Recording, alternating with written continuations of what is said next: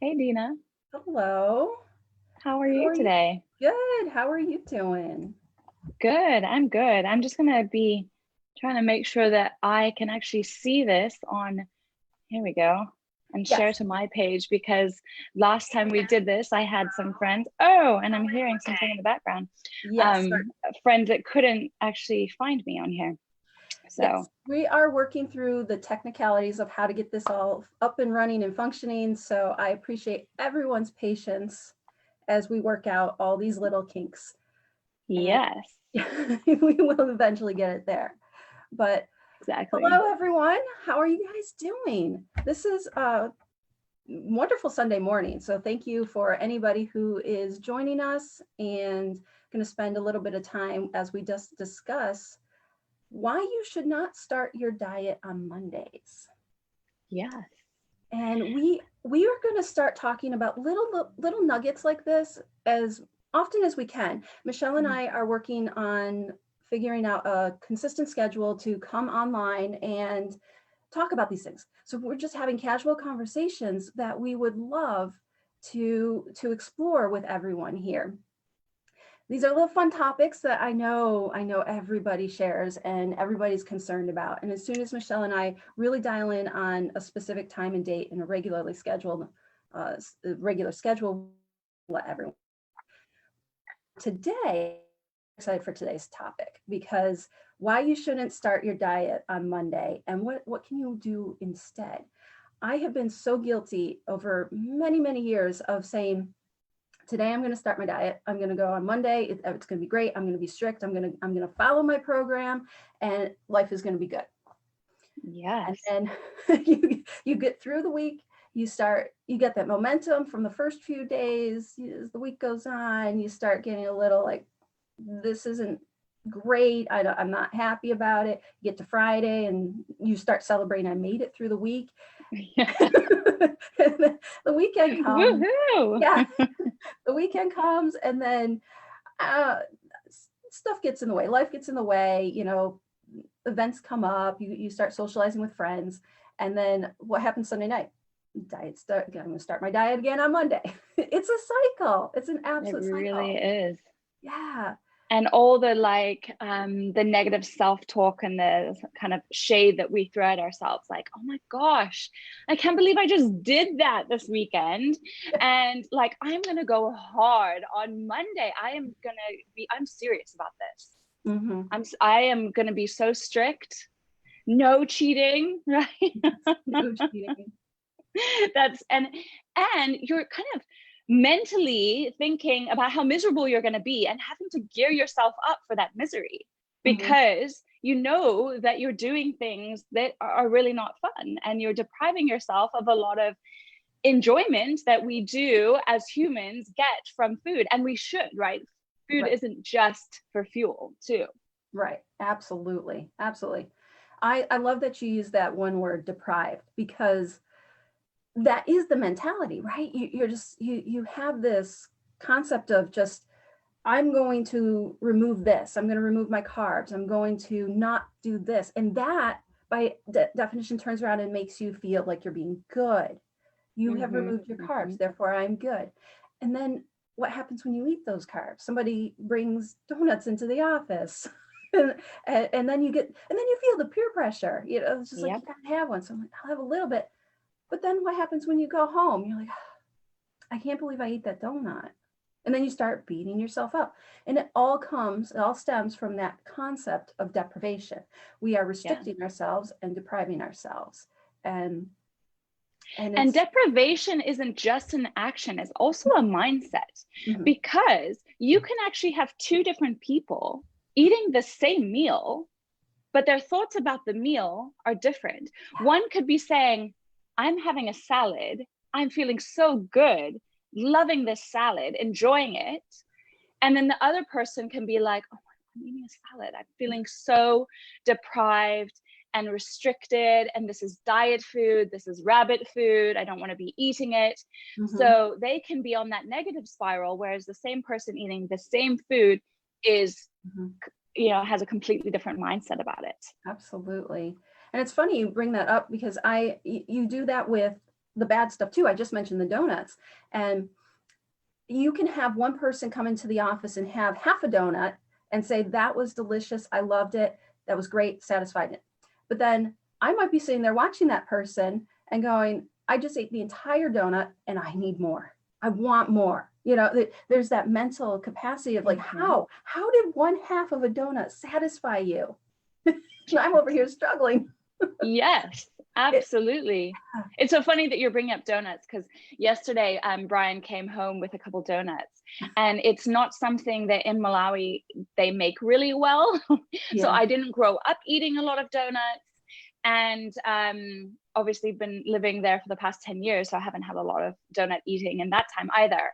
And so it's just not even really something on my radar. But my dad, and I love to use my dad as an example, he's not on Facebook, so he's not seeing any of this, but he is just, I posted about him earlier in the week, because to me, he is the epitome of just a balanced human being, in his mindset, in his approach to food, in his approach to exercise, pretty much everything. Maybe his work play balance isn't quite there, but in every other way, he's super balanced, and donuts are his favorite thing. So whenever he comes to the States, he has to go get, and it's a specific glazed donut. That's what he wants, just a plain glazed donut, nothing else, not the chocolate, not the cream filled. And for about the first week that and hot dogs, American hot dogs, which is again not something that they do super well where we're living. So he comes and he for about a week, he'll have to have a few donuts in that week. But he won't buy a whole box and binge on them. He'll have like the one donut, and then maybe a couple days later have another donut and really enjoy it. And there's absolutely no guilt, like I shouldn't be eating this donut. He enjoys it. He never comes back from his holiday in the US gaining any weight whatsoever. Whereas a lot of people, they say they come back to the US, and myself included, pack on a few pounds quite rapidly. And so it's really interesting, because it's his mindset that is so different. He's not getting stressed out about eating this donut. And you and I know this both, but a lot of our listeners may not know this, but your thoughts, if you're thinking negative thoughts, it actually changes the chemicals in our brain. It's inducing a stress response. And what does stress do? So things like cortisol, which a lot of us have heard about, it's like the kind of the belly fat hormone that we maybe have heard a lot about in the media, right? Stress and adrenaline, which cause us to be in a non-fat burning kind of space, right? Is increasing negative hormones that we don't. So I shouldn't say negative hormones, because there are no negative hormones. They all kind of work together. But when it's out of balance, when we have too much of it, then, you know, that's when there is a problem. Absolutely. So it's interesting. It is. And you can't control those hormones, so that you can't control when they get released, or you can't suppress them. And it's so interesting to see how the mind triggers that. And right. I've caught myself many times eating under stress. And you know what happens? You start getting little upset stomachs. Just all this stuff starts going wrong internally. And it's all because your mind is driving it. Your mind is saying, this isn't the time to be eating. I'm freaking out about this. And what I find interesting is that there's two levels to stress. You've got the extreme stress, and then the low lying, like kind of mundane stress that's always there. That you've got maybe the high stress, you get stressed out from traffic or whatever. Somebody says something negative to you, and your husband or whatever, and it skyrockets. But then you've got that low level stress, that's the stress where it keeps you up at night. It eats at you, and you're not able to sleep, but it's there in the back of your mind all day long. And it's still releasing those hormones, whether you want it to or not, and then causing you just havoc in your body, and all those results just be from taking a few little bites, and makes a huge difference. If you can fix that a little bit, then your body will assimilate the food far better. Oh yeah. Absolutely. If you're sitting there and you're enjoying the donut, you're not eating guilt, you're not eating shame, you're eating a donut. Like, we attach morality to the food choices we're making, but it's just food. Like, why are we good for eating broccoli and bad for eating a donut or cake, you know? So getting rid of all those labels and our morality, because they're not correlated at all, makes such a huge difference. And like you said, it's so interesting on a physiological level that how stress, and it compounds, those small stresses compound on each other, right? And so they end up having a huge impact on our bodies over time and, you know, throughout the day, which is typically why at the end of the day or at the end of the week, we feel like we need a break. Mm-hmm. We cannot do this anymore because we have been white knuckling it. We've been, you know, we're like, just get through this, okay? Yeah. And then by then, all that tension and all that stress, you feel like you're gonna explode, and you need a break. You need something else. So that is why it's setting yourself up to go into the weekend feeling like, screw it, I'm just gonna eat whatever. And then the cycle, it just repeats over and over. And if you're a mom, like, I mean, my kids are young right now, but again, like my niece was about this Ethan's age when she started noticing my habits and how I was treating food. And even though I wasn't saying it, what was I doing? And that's how we learn as humans. It's the natural way is learning by observing and then doing. And so that cycle just repeats. My mom, like, I remember as a child, she talked about avocado, like, oh, well, yeah, I mean, it is kind of healthy for you, but it has a lot of fat, so you don't want to eat much of it. I just avoided it then completely. I mean, I think I was 9 years old, and I had it in my mind I shouldn't eat avocado, even though I thought it was delicious, because, oh, it's fattening, you know, and that's what she learned. And so it's really interesting because, again, we don't realize how we're perpetuating that cycle, especially as mothers, as sort of, you know, the matriarchs in our house, and how, you know, what we're doing and passing down to our kids. Oh, so absolutely. For me, I'm really passionate about that. Yes, yes.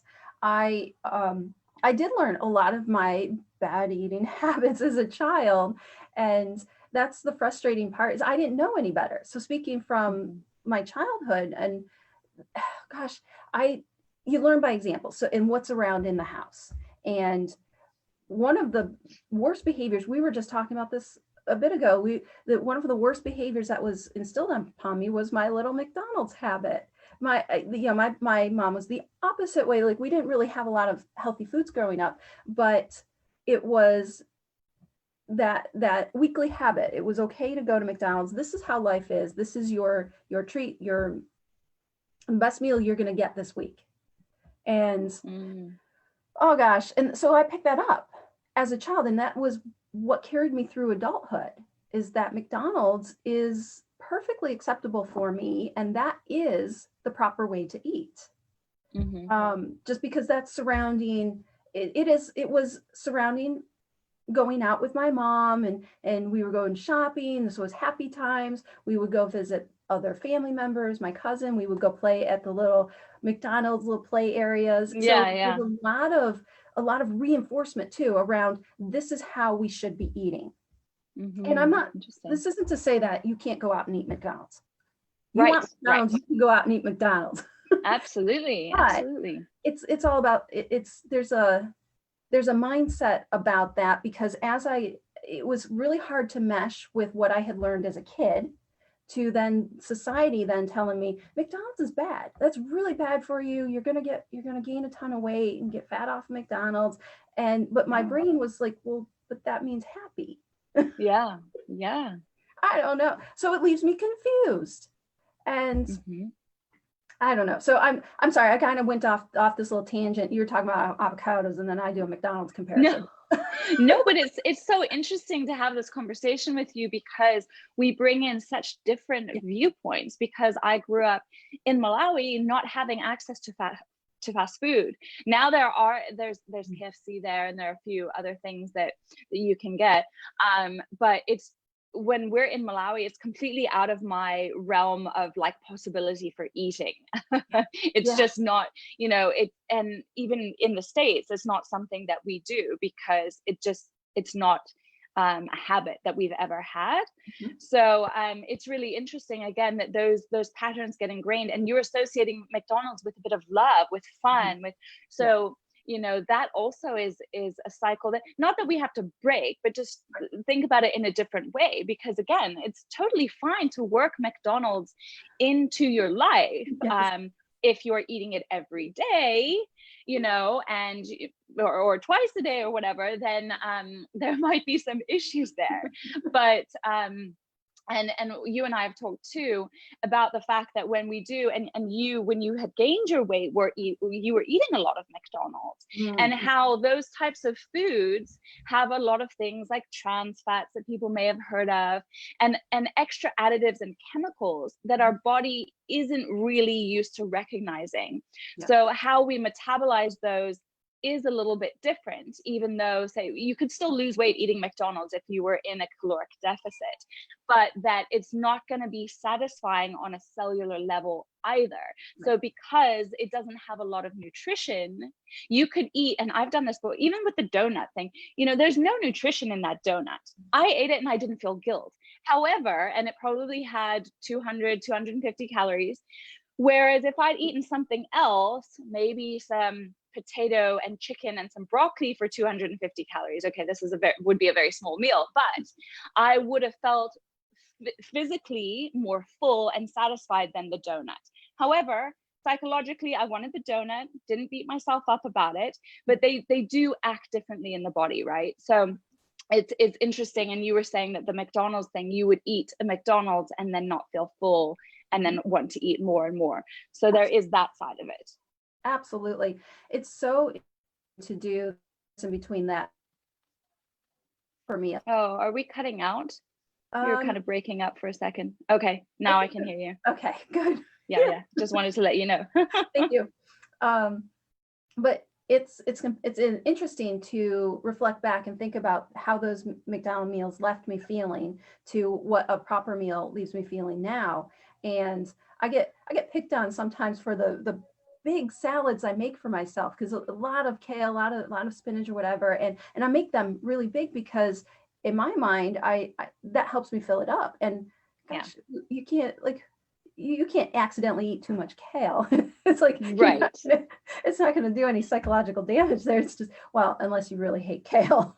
But, right.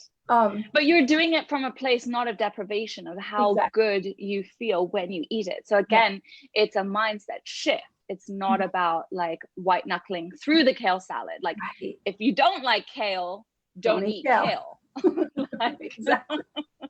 Exactly. But you know, and that makes me feel good. That's a feel good meal for me now. Those big kale salads.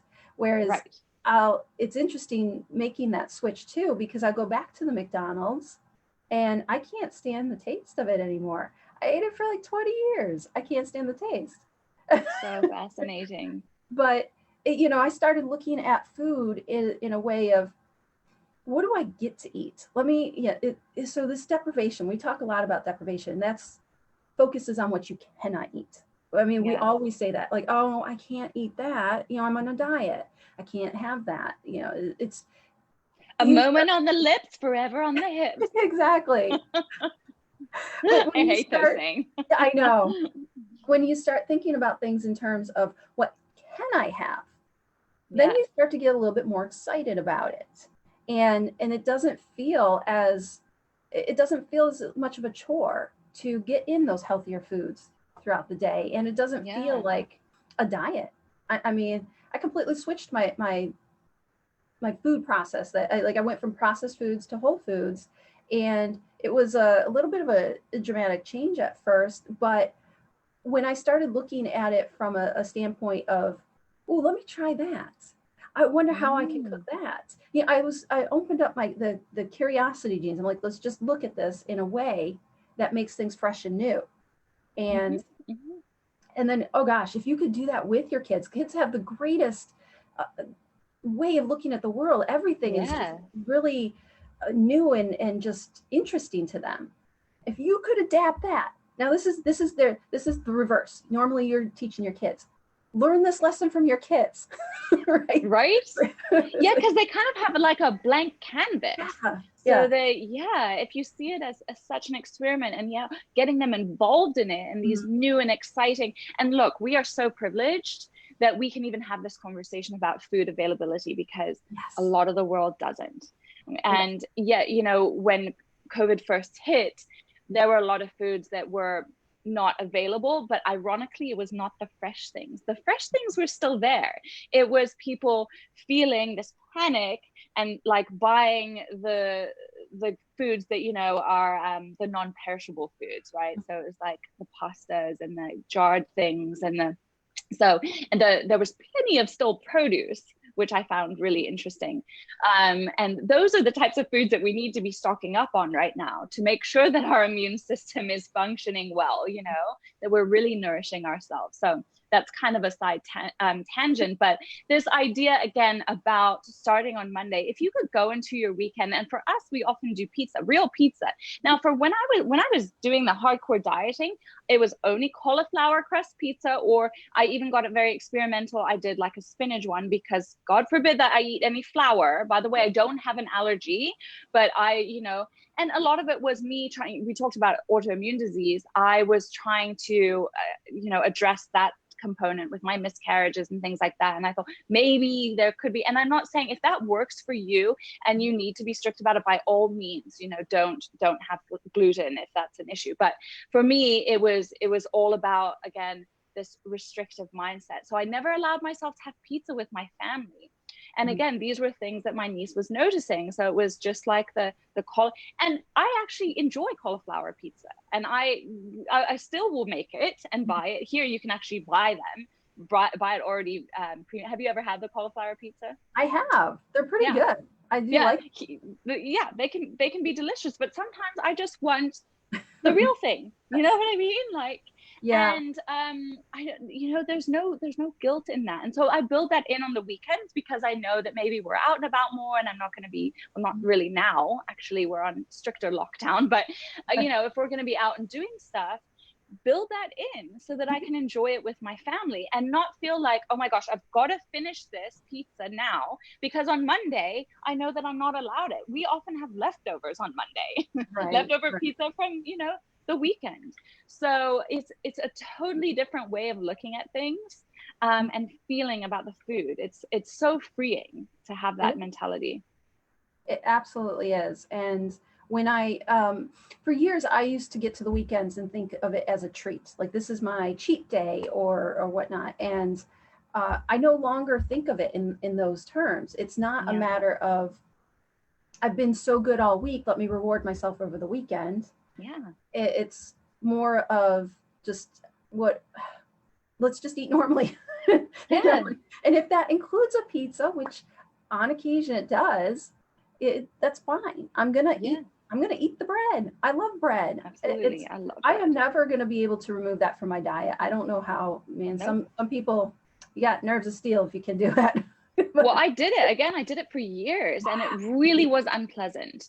And it's not something, again, if what you're doing during the week is like a temporary thing that you don't actually see yourself being able to do day in and day out, you are going to have this deprivation mindset, and you are going, the opposing thought that you're going to have, or action, is going to be to binge. For every restriction, there's going to be an equal and opposing overeating or binging or whatever, because it's not sustainable. So if your week is so miserable, then of course you're going to have that going into the weekend, that you need a break. Absolutely. And I find it interesting, something just occurred to me. I would also do this weird thing where if I knew I was going to do something on Saturday, I would plan to be super bad. And then I would say, okay, I'm not going to eat breakfast. I'm not going to eat lunch, because I'm going to save all my calories for that dinner. And then I still go overboard with the calories. Oh, just yeah, drinks and well, then you're starving at that point. Yeah, exactly. So you're still doing the the body doesn't work this way. You can't bank it and save it up. But I still deprived myself. So by the time I got to dinner, I'm again overindulging just because of that deprivation and that all day mindset.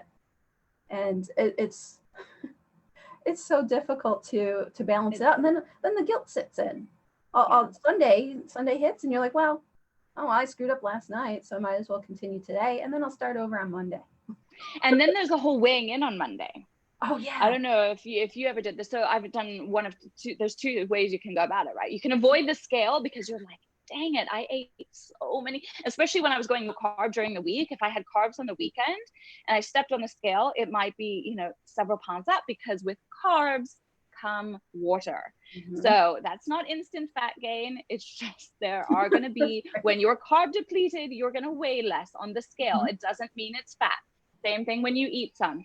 So there was that cycle that was horrible, that it'd be like, okay, either I avoid the scale completely because I cannot deal with seeing that number and then I'm going to spiral and start my week in a bad way, or step on the scale and see a number and feel bad about myself.